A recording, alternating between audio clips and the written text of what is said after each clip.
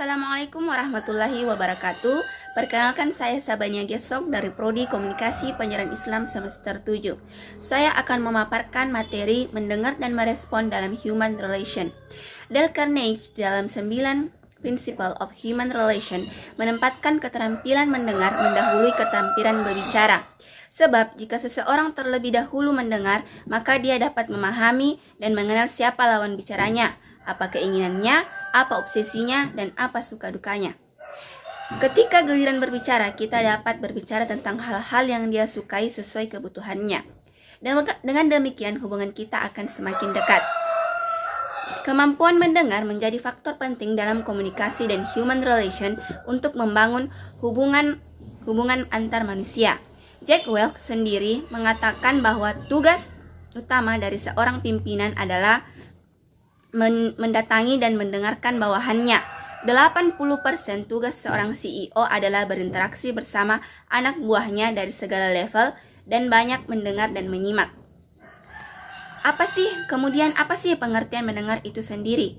Sebagaimana tadi dijelaskan bahwa mendengar menjadi hal yang penting dalam komunikasi dan juga dalam human relation karena diyakini dapat membangun hubungan yang baik antar individu atau tim yang dapat membawa tim tersebut ke dalam keberhasilan. Komunikasi yang baik akan terjadi apabila kita dapat mendengarkan lawan bicara kita. Mendengar dalam komunikasi lisan mungkin bisa disertakan dalam menyimak dalam bentuk tulisan. Mendengar dulu baru merespon, menyimak dulu baru menyertakan komentar. Stephen Covey membedakan dengan tegas mendengar untuk menilai atau mendengar untuk memahami. Mendengar untuk menyimpulkan atau mendengar untuk mengenal orang lain tanpa memberikan kata-kata penilaian, Anda begini, Anda begitu, kamu ini atau kamu itu. Mendengar memahami orang lain tidak serta-merta membuat kita setuju dengan orang lain. Kita bisa memahami jalan pikiran orang lain meskipun kita tidak setuju dengan dia. Menurut Stephen Covey, ada 3-5 level mendengar. Yang pertama, mendengar acuh, yaitu hanya mendengar secara fisik, tapi sedikit pun tidak masuk ke pikiran orang yang mendengar.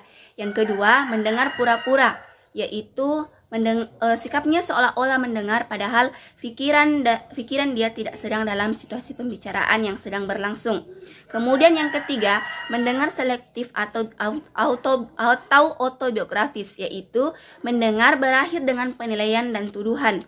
Sebab si pendengar langsung membandingkan jawaban orang lain dengan dirinya sendiri dan tentu saja dirinya yang benar.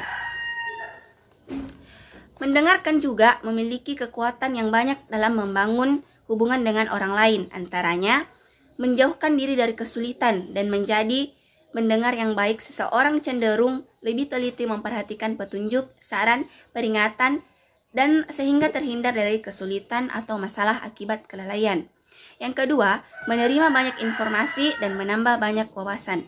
Banyak hal yang terjadi di sekitar kita, semakin kita mendengar dan memahami suatu kejadian, kita semakin profesional. Dan yang ketiga, membuat kita jadi lebih bijaksana. Mendengarkan bukan hanya meningkatkan kecerdasan seseorang, melainkan kemudian ada hambatan-hambatan dalam mendengar. Apabila kemampuan seseorang dalam mendengar kurang baik, dapat dipastikan dia akan mengungkapkan topik dengan buruk. Dan apabila pesan tidak ditangkap dengan baik, hal tersebut disebabkan karena kurangnya perhatian, kurangnya tertarik pada topik, kurang efisien dalam menyimak. Henry Guntur Tarigan membagi 3 hal yang mempengaruhi kegiatan mendengarkan seseorang. Yang pertama, faktor fisik. Faktor fisik ialah kondisi jasmani penyimak atau pendengar pada waktu mengadakan kegiatan mendengarkan. Yang kedua, faktor psikologis. Faktor psikologis adalah faktor yang berkaitan dengan kondisi kejiwaan pendengar. Hal ini berupa sikap yang kurang simpatik dari pendengar memiliki sikap egois yang sangat tinggi, pendengar berpandangan terlalu sempit terhadap permasalahan yang didengarkan. Dan yang terakhir, faktor pengalaman. Faktor pengalaman ialah sesuatu yang pernah dialami pendengar sebelumnya. Pengalaman dalam mendengarkan ialah ide atau gagasan, topik atau pokok pembicaraan, istilah-istilah baru, dan istilah asing yang dimiliki. Selanjutnya, kemampuan merespon. Kemampuan merespon yaitu kemampuan yang dimiliki seseorang untuk mengikut sertakan dirinya secara aktif pada kegiatan komunikasi. dan membuat reaksi terhadap kegiatan komunikasi tersebut. Pada kemampuan merespon, tingkat responding dibagi menjadi 3. Yang pertama, question responding atau persetujuan untuk menjawab atau persetujuan untuk menjawab, yakni tahap di mana seseorang baru menerima informasi yang baru dan memiliki keinginan untuk merespon informasi tersebut, namun belum ada tindakan atau keinginan tersebut sehingga terdapat suatu perilaku yang pasif dan stimulus yang memancing perilaku untuk sulit menerima. Yang kedua adalah willingness to respond, yakni kemampuan untuk menjawab di mana tahap ini dimulai atas adanya tindakan aktif untuk merespon informasi, bukan hanya sekedar kemauan, melainkan bersedia untuk merespon karena kemauan diri sendiri atau sukarela. Dan yang ketiga yaitu satisfaction in response, yakni kemampuan dalam menjawab di mana seseorang merasa yakin dan puas karena dapat menerima dan merespon informasi yang didapat dari pembicaraan tersebut. Kemudian selanjutnya, merespon dalam human relation.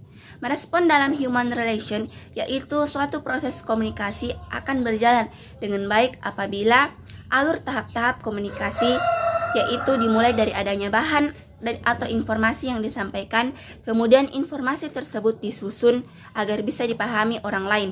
Mengirim informasi tersebut kepada komunikan baik secara langsung maupun tidak langsung melalui media komunikasi. Kemudian penerima pesan menafsirkan pesan yang diterima melalui didengar atau dilihat.